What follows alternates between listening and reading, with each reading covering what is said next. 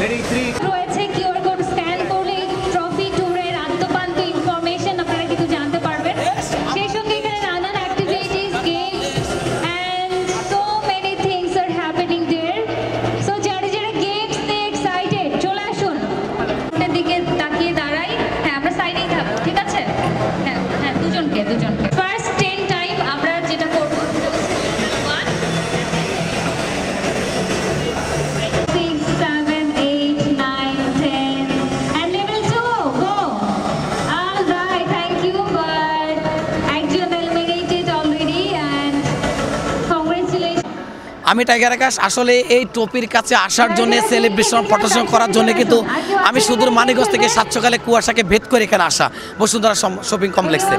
তো এটা আসলে অত্যন্ত ভালো লাগে, কারণ আমি দেখতে পাচ্ছি প্রচুর উপচে পড়া দর্শনার্থী, ক্রিকেট প্রেমী ভালোবাসা মানুষগুলো এখানে একের পর এক যার যার মতো ফটো সেশন সেলিব্রেশন করে যাচ্ছেন এবং প্রত্যেকটা জায়গাতে কিন্তু আমি ভালোবাসা অনুভব করতেছি। এর পাশাপাশি সবচেয়ে ব্যক্তিগত ধন্যবাদ জানাই আইনশৃঙ্খলা বাহিনী এবং মিডিয়া কর্মী স্যারদেরকে।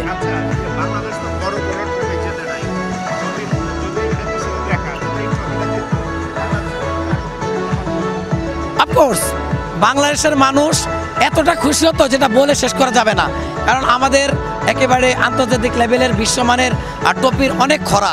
আমরা আশা করি এই টপিটাকে দিয়েই শুরু করতে চাই, এই নাজমুল হোসেন শান্ত ক্যাপ্টেনের হাত ধরেই। বাংলাদেশ চ্যাম্পিয়ন্স ট্রফি খেলতে পাকিস্তানে যাবে আগে। বাংলাদেশ টিম কি আপনার আসলে টিমের প্রতি আমার যথেষ্ট আস্থা আছে। পুরাতন এবং যে নবীনের যে কম্বিনেশন, যথেষ্ট সুন্দর একটা টিম।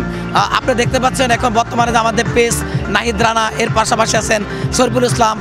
আসলে পেস ডিপার্টমেন্টের কথা না বললেই না, সিমাররা পাশাপাশি স্পিনাররা খুব ভালো করতেছেন এবং আমাদের যে batting order, top order, middle order, লো অর্ডার সবাই যার যা কিন্তু ভালো খেলতেছেন।